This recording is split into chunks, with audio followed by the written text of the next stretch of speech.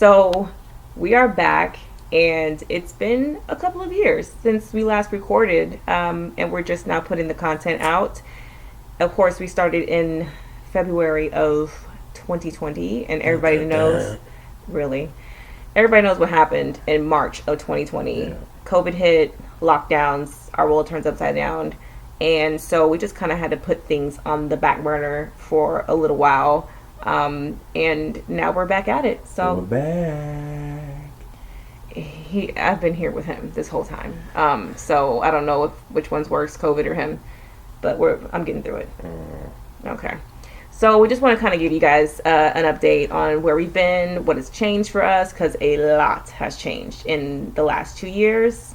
Just to kind of get you up to speed, if you haven't heard the first three podcasts, kind of getting to know us, go ahead and put that in the bio. We have the Get to Know Us podcast, we have an Age Gap podcast, and we also have online dating podcast about how we met. So if you haven't heard those previous ones, go back and listen, please, just to kind of get a gist of who we are.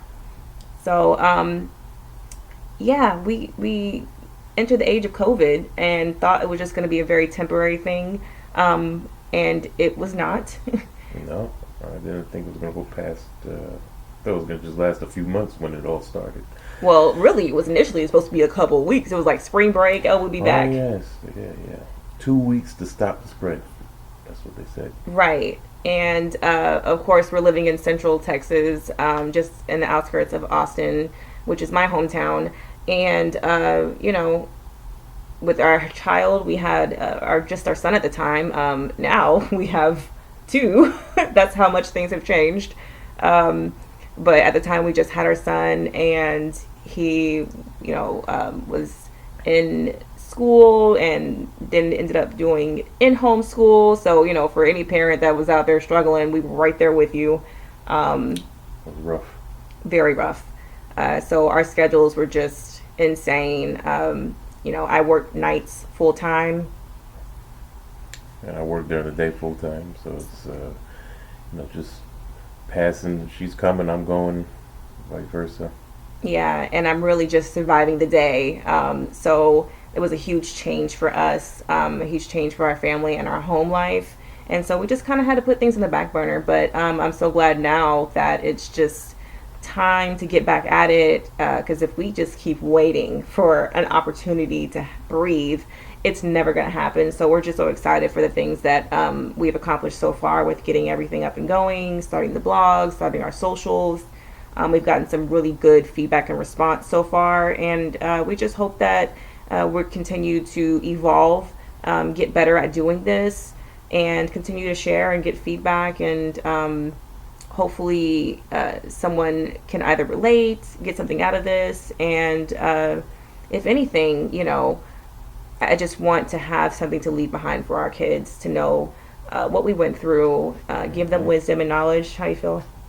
No, I feel the same way. I guess you guys can tell by now that things have changed a lot. 2 years have gone by, and so we just want to kind of catch you up to speed.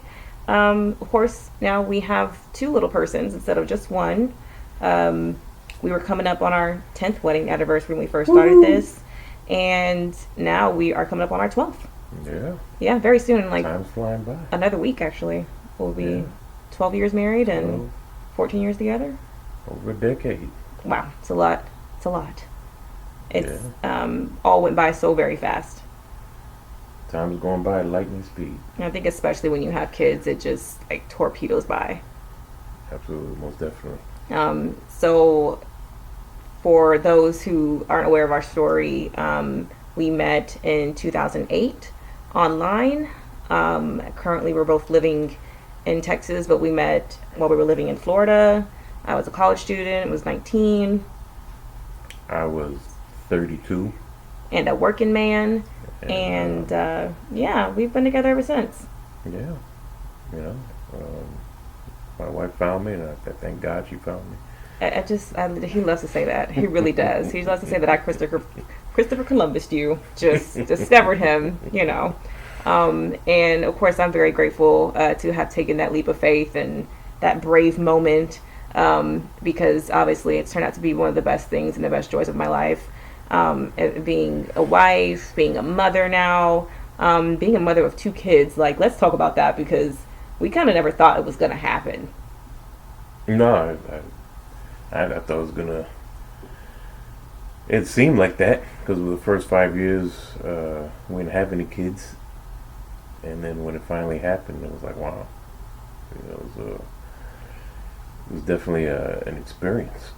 Yeah, and of course, with having the age gap, I always said that I was not going to rush my life, right? And I wanted to Right. make sure those motherly instincts naturally kicked in. I didn't want to like rush that. I didn't want to have any regrets. I didn't want my children to feel as if I wasn't ready for them. And so, when we were ready and mutually ready, I think it was just a beautiful thing. We had, I think, what seemed like the perfect experience with having our first child because, Absolutely.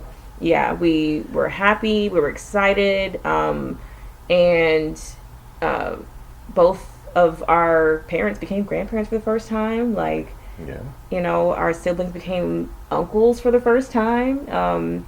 We had our son in 2015, and I mean, simple, average pregnancy, simple, average delivery. And I'm, I must admit, uh, I probably wanted to have, a child earlier, but in the long run, it was better to wait Yeah, because I think our marriage, if we would have had a child too early, that would have been very strenuous on our marriage. We were still learning to adjust to each other. yeah, Um, and just get used to each other. And there was a lot of things, we had to work out and sort out. And having a child early in the marriage would have been even more stressful yeah, on the relationship. And I think when me and you finally waited 5 years to have a child, we were in a better place. yeah. So 5 years of marriage, and And we got to enjoy each other for 5 years without having a kid around. that's So that true. was beautiful. And Could take 7 years trips, total. could hang out, we could go out for beers, do what we wanted for 5 years, and now we had 5 years of fun. Now it's 5 years. Now we're gonna Five be locked plus. down. Well, more than 5 years. We're gonna be locked down until they're 18. That's it. Yeah, and we dated. We really dated because we dated every week. We had a plan. Every week we Oh, went yeah. out and enjoyed each other. We did things that he wanted to do. I learned to enjoy his hobbies and habits, and I did things that I enjoyed with or without you. Because if he didn't want to go to the movies on a Monday at 11 o'clock in the morning, that's fine. I can go do it by myself and enjoy myself. But we had that time together, and really, that's what kind of helped us survive these years. Exactly. I let her have her alone time to go watch her Tyler Perry movies or whatever she was going to Shut movies to up. watch, You're such a hater. and You always think I'm on BET. whatever chick flick she wanted to watch. Like, Oh my gosh. You go ahead and you have your you time. I'm gonna sit over here with a beer and watch Bruce Lee or something. hmm And then I would, every Monday was football and wings and beer, and I did that too. That's right. Yeah, I was his sports buddy for many years.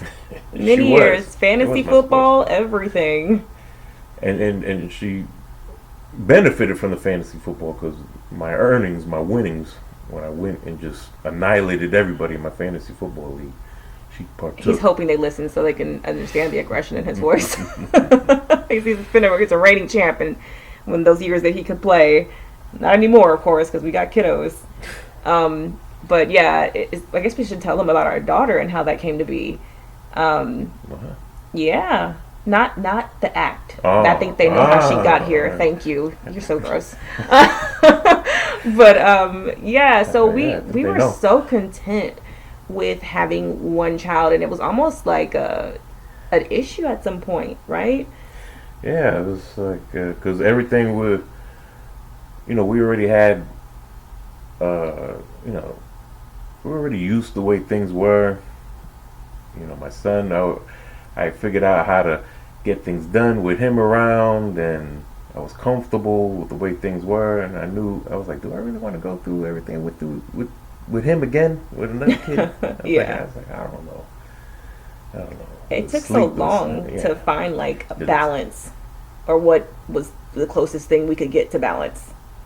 it's like I wanted another kid, but I didn't want to do the work of having another kid. I think I wanted if I could just have a living nanny, I wouldn't even thought about it. Yeah, sure, let's have another kid. Let's have three more. Yeah, because we never put him in daycare. I just didn't want to do the work. Yeah, because we never put our child in daycare. We've always wanted to keep our children home. So of course, with me working nights, he working days. You know, daytime I was stay-at-home mom. I wasn't getting much sleep. I was working full time at night. Still am, and until he was school age. So it was rough, but so worth it because I just really wanted to enjoy those moments with my child. And of course, you know, being first time parents, we were super overprotective, still are, and we just did not feel comfortable with our child being in daycare at a time. We just wanted to extend ourselves if we could. If we could make it work, keep him home, keep him safe, keep him under our watch. We just felt that was best for us as a family. So fast forward into, what was this, 2019? It was actually right before we started recording the podcast. Um, After like years of kind of swearing this second child off and thinking like, man, if we have another child, it will really rock the boat. Like we just got adjusted. That's what the term I was looking for. Rocking the boat. I didn't want to rock the boat. Yeah, It and was smooth sailings.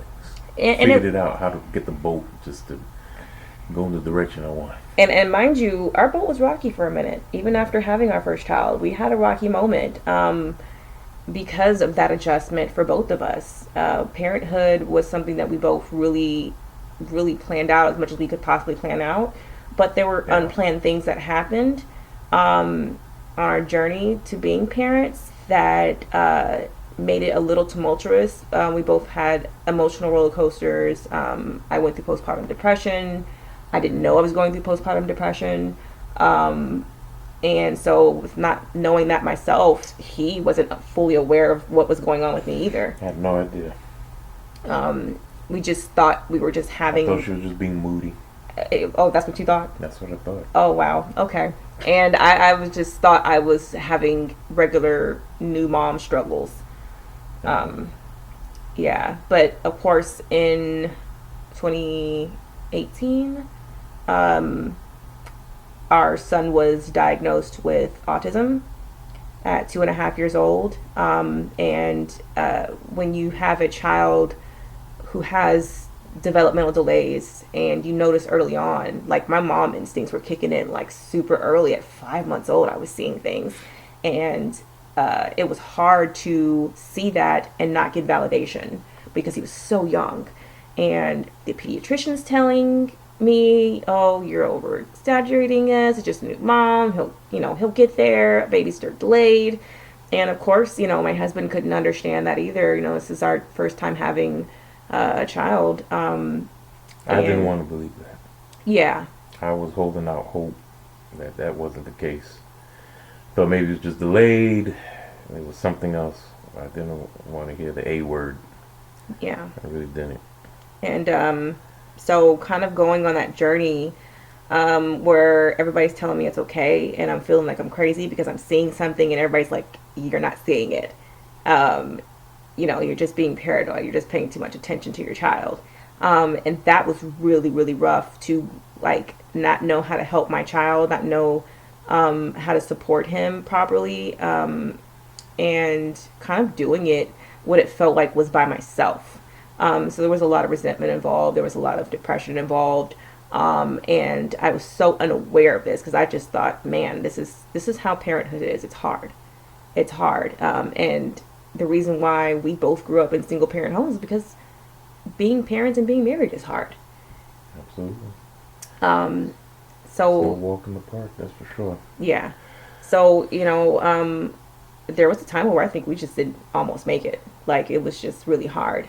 And my son's diagnosis really kind of gave us a wake-up call. Yeah. Because I was just checked out and, frustrated and resentful. And course, I know he was feeling away as well, because of that. I wasn't treating him the kindest. We both weren't understanding each other. Um, and it was just really, really rough until we got that diagnosis. And for me, Right. it was freedom. And for you, it was devastating. My wife told me on the phone about the diagnosis, and yeah, it just devastated me. I just couldn't even talk on the phone. I think I just let the phone just drop to my lap, and I just heard her on the phone saying, "Hello, hello, you all right? You all right?" I just couldn't.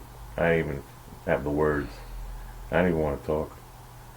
Yeah, and I remember my friend telling me, like, why did you call him? Why didn't you wait till he got home? And for me, it was because I had been struggling with trying to get this diagnosis at some point for so long. We started him in therapy at 18 months after months of them telling us, like, oh, his speech will catch up, his speech will catch up. And so I had been in it for a while. I had been waiting for him to be age appropriate to be diagnosed for a while. So for me, I was already went through my emotions, and I was just waiting for the relief of saying, yes, this is what we're dealing with. So now we know what we're up against, and now we know how we can help him. And so I was just really excited and happy because I felt such a relief. And I guess I just didn't expect for him to be broken in that moment. And looking back, I feel so bad about it because I didn't consider. And my wife, I think you always suspected it, so you were more prepared to hear that news. I was never, didn't even want to entertain the thought that he had autism. So when it finally officially came down, I wasn't mentally prepared for it because I didn't even want to entertain the thought that he had that. I was reading all sorts of things that, about speech delays, and it could be this, it could be that. There's another thing, guys. Don't go Googling things because you'll read 100 different things and it'll make you believe 100 different things. You know, with your own personal health or the health of your kid or something like. Just wait. You know, to speak to a professional to tell you what's really going on because when you go on the internet looking for answers. It'll give you a false hope, or it'll make you either you get false hope about something, or you'll end up thinking something's worse than what it really is. And but I learned to accept it. I learned to embrace it, and I realized it's not the end of the world. It's not. You know, my son is very healthy, and I thank God for that. He's Yeah. a healthy child. He's happy, Very happy. spoiled. Extremely. Yeah, this kid, gets up clicking his heels in the morning, and for me that's important. And I see how happy he is, and I know that autism is not a death sentence. A lot of millions of autistic people every year who could live in a normal functioning life with autism.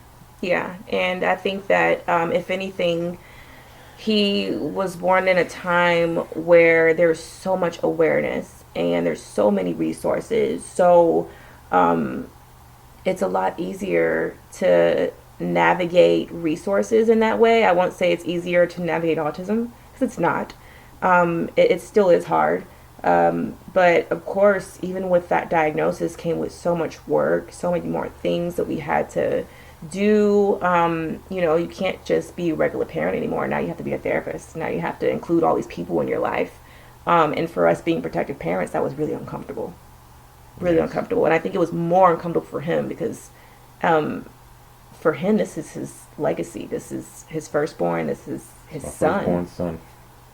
Yeah. So, yeah, but you know, um, He's still our legacy. yes, And absolutely.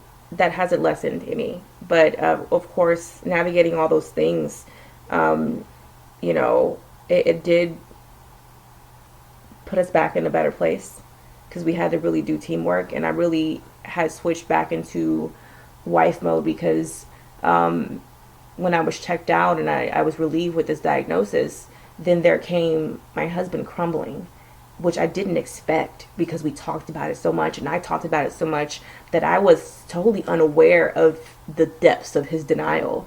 So when I saw him fall apart essentially, emotionally, it just instinctively put me back in a place where I was like, I can't let him fall by himself. I have to be the strong one now, and I have to help him through this. I have to be his partner. And that's how we got through it, really. It was just kind of clicking back into like our roles with each other. Because, like you said, we weren't in a good place um, before the official diagnosis. And, you know, this is how I know, I thank God for my wife. And, I so appreciate a wife who loves me the way she does, because she did see me in pain. And even though we weren't in a good place, um, whatever issues we had was tossed to the side. She came and she was there for me when I needed her the most. When I needed someone just to comfort me. She didn't leave me in a corner somewhere and say, well, forget him, man. I don't care how he's feeling. Whatever, let him deal with it on his own. She wasn't like that. She stepped up.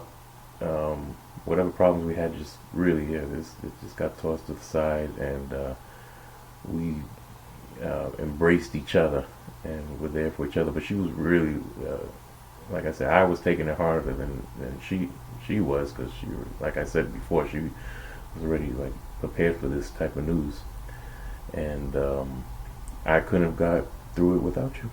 Yeah, and I couldn't have gotten through it without you either. I think it was necessary for us to go through that to understand how strong we were. Yeah. And how important it was for us to endure and to learn how to endure, because I think the reason why we even started this podcast was because no one really told us the real about being married. Yeah. And marriage is on the job training. It really is. It really is. It's just trial and error, trip, fall, get back up, and without somebody letting us know the truth, we're really just kind of going it on our own. And I appreciate that in a way, because I don't have an idea of relationship goals. I don't look at any one couple and say, hey, that's what I'm aspiring to be. I can take admiration to certain aspects, but really we just look to what God says about marriage, because he created relationship and he created us. Yes. And that's our blueprint. But that doesn't necessarily mean that it is a easy ride and that all the answers are there. Right. So, with navigating our son's being diagnosed with autism, and we're just really content still. Like, I so enjoyed being his mother and us having our little family. And I kind of felt like after, we went through such a rough patch with that, and then getting through, I didn't want to rock the boat. Right. I thought, man, if we have another kid, like, this might break us. And I remember telling you that a lot. I was worried about what type of stress level another kid might bring, and just break the, because we just had, like she was saying, we had a routine down packed, our schedules, everything was, after a while, it was rough when someone's, first born, but then after a while we got used to it and adjusted to it nicely, and everything was running smooth, and I knew another kid would really just shake things up. And, Yeah. Really wondering, it was unknown how it was disruptive it would be, or how much stress it would add to the household. So, but it definitely was. I just really was like hesitant about doing that, because I didn't want to go through that again. I didn't want to test us again because we almost didn't make it. And so, I kind of felt like um, it would be really hard. And I didn't want to entertain the idea of bringing another person and then us falling apart and not being a family. So fast forward again, this was in 2019, right before we started even recording the podcast, that I had came to my husband and what did I tell you? I don't know what you're doing. Really? That's, it's just like a husband, I swear. You told me a lot of things in 2019. The Y chromosome. So I told you that, I was, at work, minding my business, watching church, because that's what I could do. And, kind of heard a word from the Lord that I probably had been hearing several times, and I just kind of ignored it. Oh, that thing. Yeah, the big thing. The big thing. I remember what she told me. When Sky Daddy was talking to me, okay? and really, the Holy Spirit really just kind of spoke to my heart about kind of releasing this one area of my life that I thought I had given all of myself up to God. And just kind of kept pestering me like, hey, what's this one area in your life you haven't given up to the Lord? What part do you still have control in that you just kind of don't want to let go because you don't have trust or you don't have faith? And I'm like, nothing. I'm good.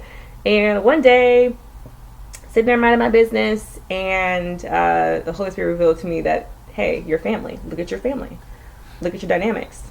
And really, when it came down to having kids, it was always really my decision at the end of the day.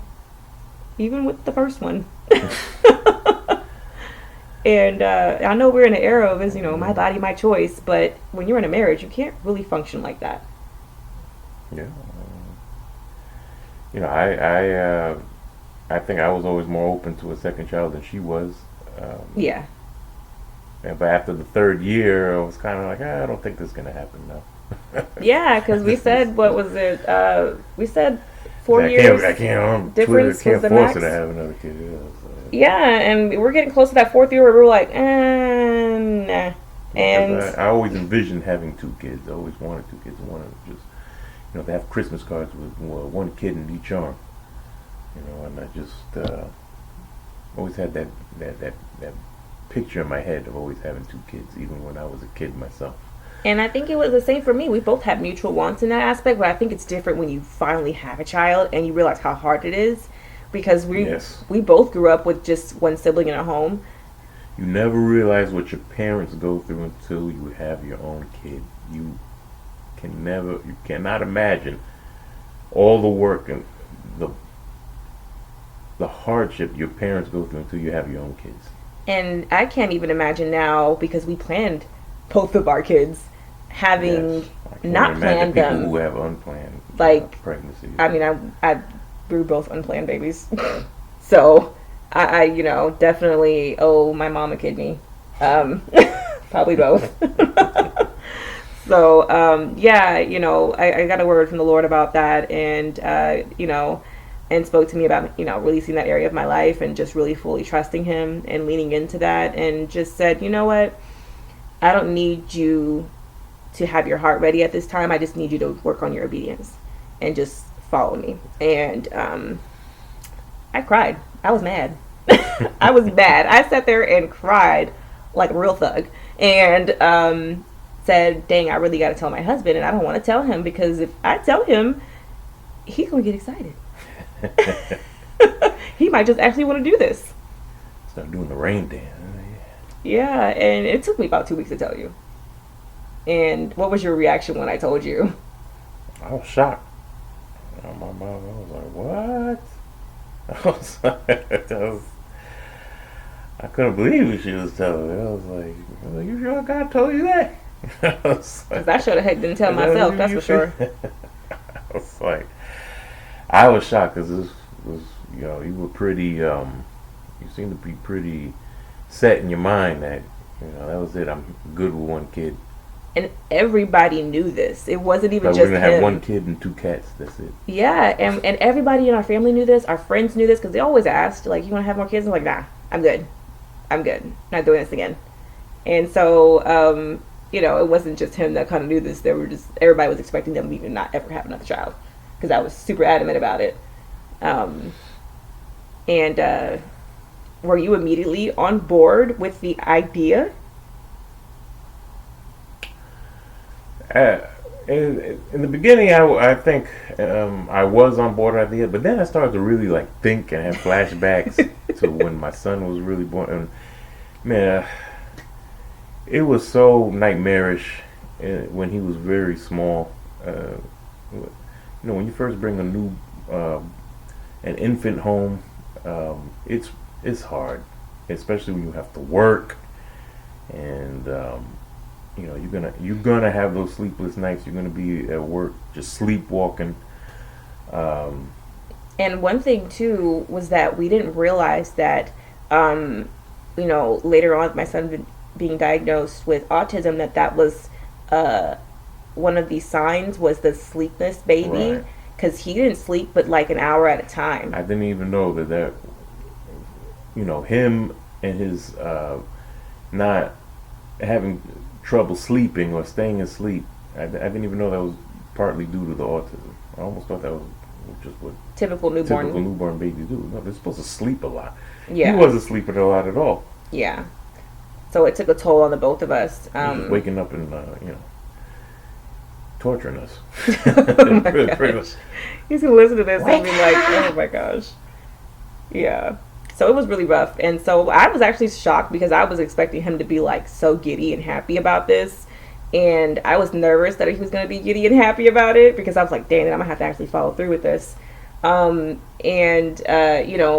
weren't gonna, anytime soon.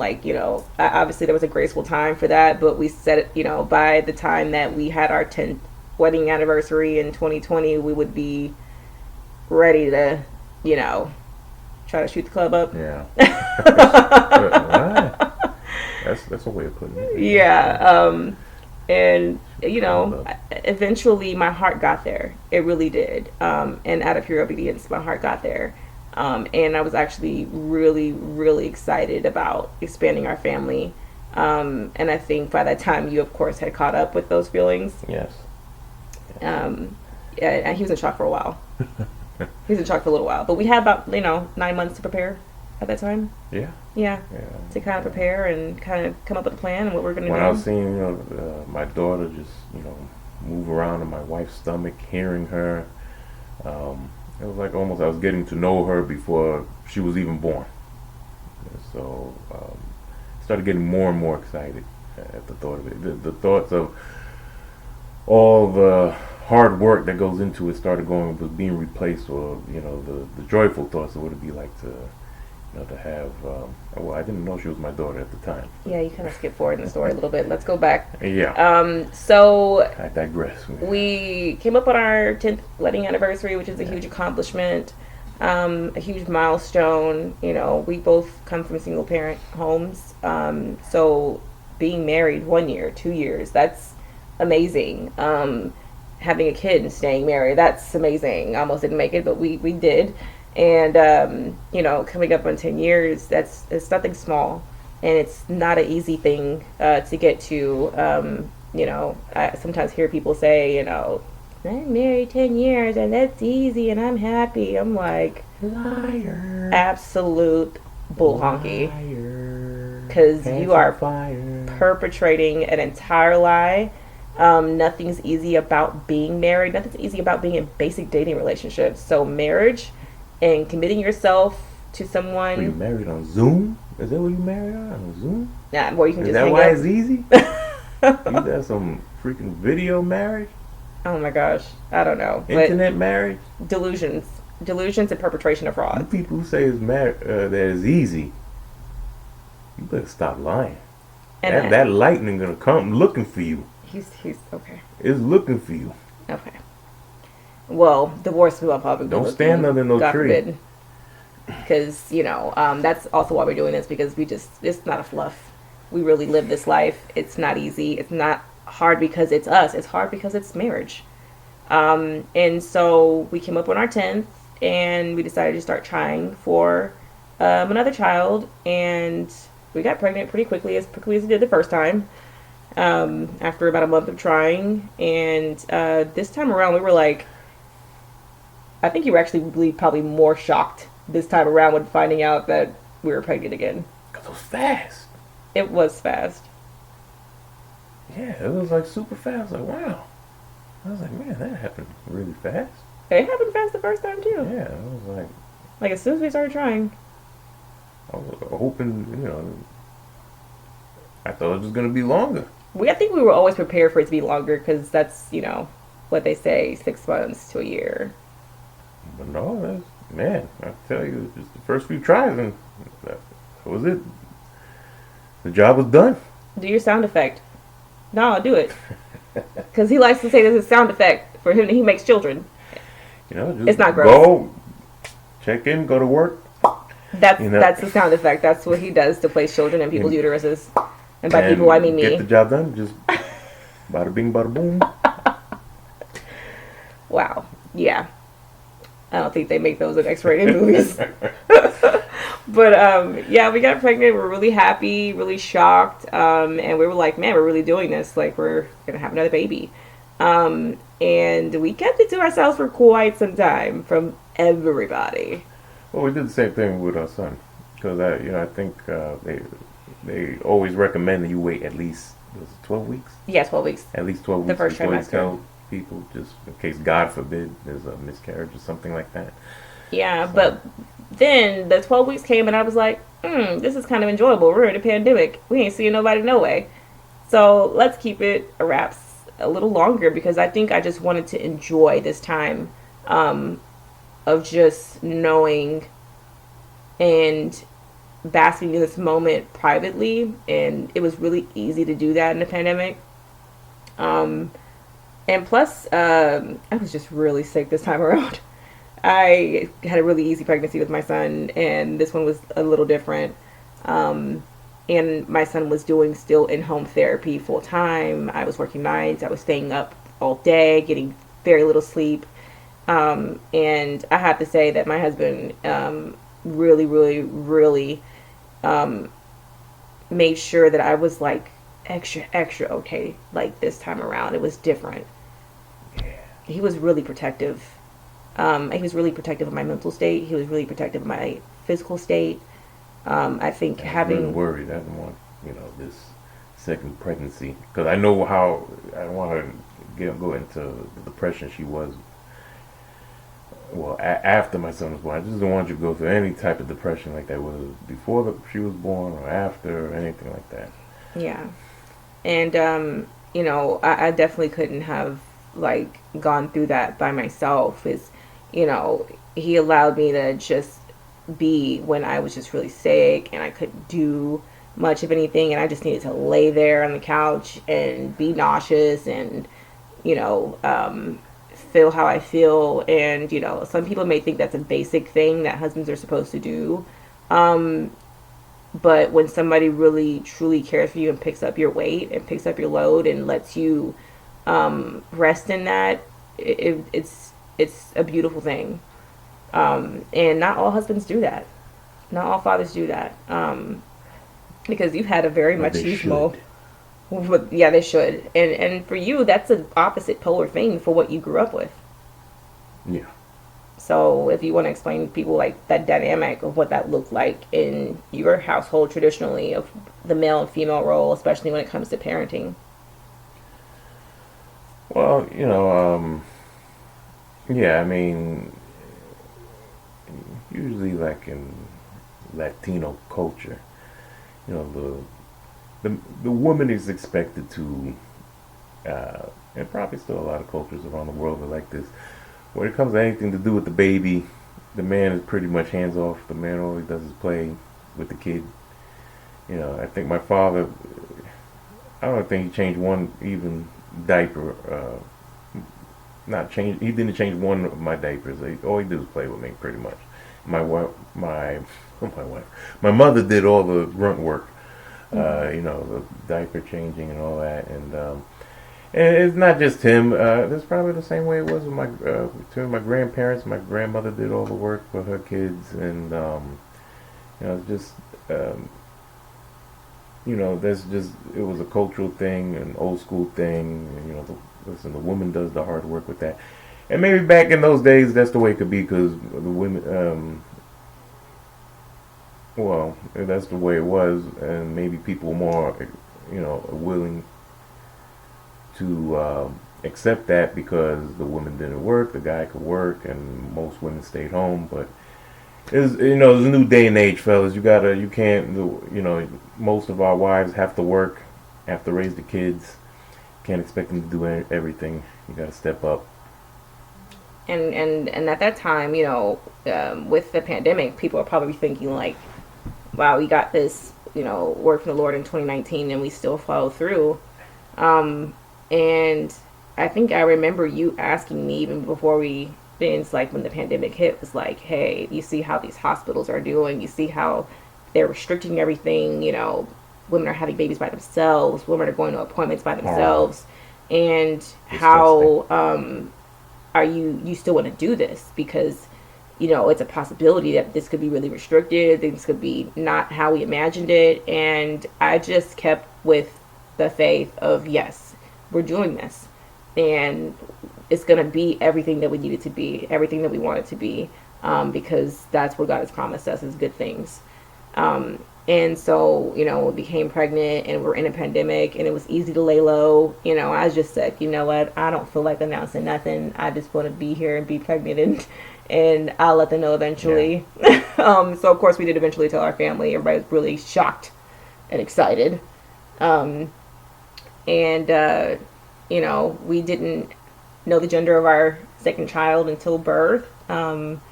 And that was really, really exciting this time around to have, because with our son we knew as soon as we could know at 20 weeks, and with our daughter we didn't find out till birth. That's right. We did it old school way. We went old school, and it was like, you know what? We're going to pretend this technology doesn't exist. What do you call it? Ultrasound. Ultrasound. There you go. Yeah. We're going to pretend that doesn't exist, and we're just going to do it the way they did back in the day. You found out when the baby came out. And we tried to do that with our son, but he just wanted to let us know. I was just too anxious. I had to know. Well, I mean, even before, like, the ultrasound tech was like, hey, do you want to know? And then, like, the first time she put the sonogram thing on my stomach, my son's legs were wide open, and his little Petey Whacker was just right up in the air.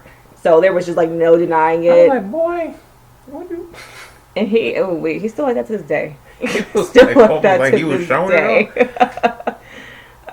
So, of course, with having a child in the middle of a pandemic, keeping faith, and it wasn't the easiest for a lot of women, but we were blessed and fortunate enough to have both of our children with our local birthing center, which is a midwifery practice. We, as long as we were healthy, mom and baby, we were just going to do natural vaginal birth. Yeah. And I highly recommend a birthing center with a midwife if that's something you can afford. I think it's a much better experience than being in the hospital. Not that I've been in a hospital for a birth of any child of mine, but it seems to me, is my opinion, that it was a much more relaxed atmosphere. Yeah. And personalized service in the birthing center. Yeah, and personalized care. And, for us, we were both healthy. And that was the main thing, was that, if we weren't in need of immediate assistance of a surgeon or anything like that, we just wanted to go with the most natural route. I always wanted to give birth naturally. I always wanted to, have that environment as a mother, becoming a mother, and birthing children. To me was just like the best, most comfortable way for my children to come in the world. I wanted to feel everything. I wanted to feel my strength as a woman. And so that was really important for us. So thankfully we were able to do that. We gave birth to both our kids in the same room, same birthing suite, same tub, the same way. If anybody tells you having a second child is easy, it is not. Because I yodeled. Oh, listen, I was getting worried. She was. I saw her in so much pain. And they had the midwife. One of them had to come up to me like, "She'll be all right. She's okay."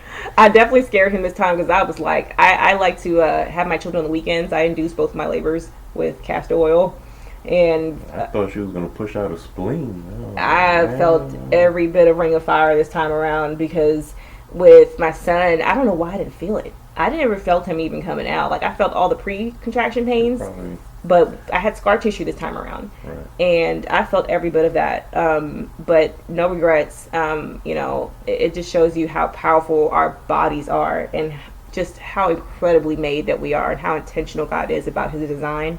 And we learned that we had a beautiful little baby girl, which he was very shocked Yeah. about because everybody said I was having a girl except for a couple of knuckleheads. A couple of knuckleheads, and one of them sitting right next to me. Yeah, I thought for sure I was gonna have another boy. Don't ask me how or why. I just had this like gut feeling There was no that I gut. was gonna have two sons. That was a want. I was gonna have my own little football team. That wasn't a Two gut. little warriors. That was not a gut feeling. It was a gut feeling. Because I actually, for the first time, didn't know. The first time I was like, oh, for sure it's a boy. I felt it. I dreamed about him. I knew it. But this time, I had no idea. And I was like, whatever it is, I'm cool. I'm cool. And we're just so grateful to have her. I can't even imagine not having her. But when I saw it was a girl, Whew. my mouth dropped to the floor It was. It was funny. because I, I already convinced myself that I was having another boy. Yeah. I was like, I'm not having a girl. No way. I thought maybe I could will it into existence just to have another boy. But you know what? As much as I wanted another son, I don't have any regrets having my daughter. She's beautiful. She's wonderful. There's just a special sweetness to her that I just can't describe. She she's just incredible. Yeah. My heart melts every time I see my little girl. Yeah. So And I love that for him. I always teased him the whole time, and I was like, you keep asking for this boy, you're going to get a girl, because you need a girl. You deserve a girl. Some men just need to have another woman in their life that they can just really start off a clean slate with. I think it's important because for me, growing up with absentee father, growing up with male trauma, having a son and having someone of the opposite gender that is your child, it brings about a different type of like love, a different type of love for males. So I did want him to experience that, and now he does get to experience that, which is really cool. It's really cool to watch, and I get to also like navigate, parenthood with him raising a female and kind of let him know like, hey, this is what we require. yeah, This is what we need from our fathers because I know what I didn't get. I know what I wanted, and I know what's necessary as a woman. The tenderness, that is necessary for a woman to receive from a male, and the guidance that a woman needs from their father is so important. And I'm blessed to have men in my life that stepped up in that way. But it's different when it's your biological father. So I'm really excited to see that journey for them. And our son, he's still adjusting to having a little sister. It's really funny because he's just like this so annoyed older brother. He loved her at first sight when she was small, but then as soon as she got some mobility, oh, he was yeah. like, oh no. Yeah, I'm over it. Yeah, it moves. I'm over this. Yeah. But he's here for the toys though. Oh yeah. He's here for the toys. Snatch and grab. Snatch and grab. He don't care how babyish her toys is. He's like, I want it. Yeah. Yeah. Like, So, we're doing this 2 kid thing, man. It ain't no joke though. It ain't no joke. This 2 kid thing, I don't know how we're managing, like, functioning. by the grace of God. How we're even doing this right now is a miracle. Because people were asking, like, man, when are you guys gonna get to record again? And we were like, ooh, believe Jesus. Yeah. In the middle of the night. In the middle of the night, which I think it was the same as before. We had to record in the middle of the night before. It just takes a little bit more of a juggle. You put one kid to bed and then you gotta go do the other one, and then try to sneak out, and we literally have a baby monitor over here that we're checking constantly and listening for her, because she won't get out of our bed. God. Pray for us, please. For real. We gotta Like, get this girl out of we bed. need to be on 911 on the main line. Jesus, come help us get her out of bed, because, man, You can't. And I know it's people saying when she falls asleep, just put her in her crib. nah. No, This one different. no. Mm-mm. She has a sixth sense. She knows when she's not in our bed. And she knows when. She will wake up. Yeah, and she's breastfed, and now she's a year old and she's still breastfed. We do this for at least 2 years for both of our kids, but she has a different attachment than my son did. So I mean, I come home at 6 o'clock in the morning and she knows titties are in the vicinity. Like, she's got spidey sense. She will pop up and be like, "Where is it at? I sense the milk duds somewhere." Yeah. So we're just navigating that new life for us, and we're just really excited about everything that we have content-wise coming up. We've got a lot of cool stuff coming up. Absolutely. We put out some content already, some blogs, some feelers. It's been really awesome to share with you guys. I'm so excited about spending this time with my husband and talking about things again, because, man, when One of the kids. few things we get to do together. Yes, like it's Sahara Desert sometimes. When you got 2 kids and you're working different shifts and you're just doing life. But we are here. We're happy. You happy? Yes, Don't- baby. Oh, really? That was such a, don't rehearse it. Don't do that. Don't act like I'm holding a knife to your throat. Jesus. No. Gosh. Yes, I'm happy. Oh my gosh. I'm happy, joy, happy. We'll be happier if she got out of bed, though. Yeah, well, yeah. I'll be happier, yeah. Jesus. If I can have my side of the bed back. Yeah. I Because, have a 1-year-old take over my side of the bed. Yeah. yeah. And she stayed, in the middle of us, regardless if we in the bed or not. She just is very, very, attached to me. Even if I sleep in the bed, she's on my back. Yeah. Cat can't sit in my lap. My son can't sit in my lap. And she comes to part the Red Sea every time. That's her gifting right now. We hope that it changes at some point. So, that's just kind of what's been up with us, and we just are really excited about everything that we have coming up. And we got a lot of cool things in the future. Yes, stay So, tuned. yeah, stay tuned for us. And in the meantime, Follow us on social media. yeah, so we are on Instagram at the Hard Not Life Co. That's KNOT, Hard Not Life CO. Same thing on Facebook. And we also have our YouTube page at youtube.com/The Hard Not Life. Again, KNOT. And we are now on Spotify, we're on Amazon Music, we're on Stitcher, and there's one more, but I forgot. We're everywhere.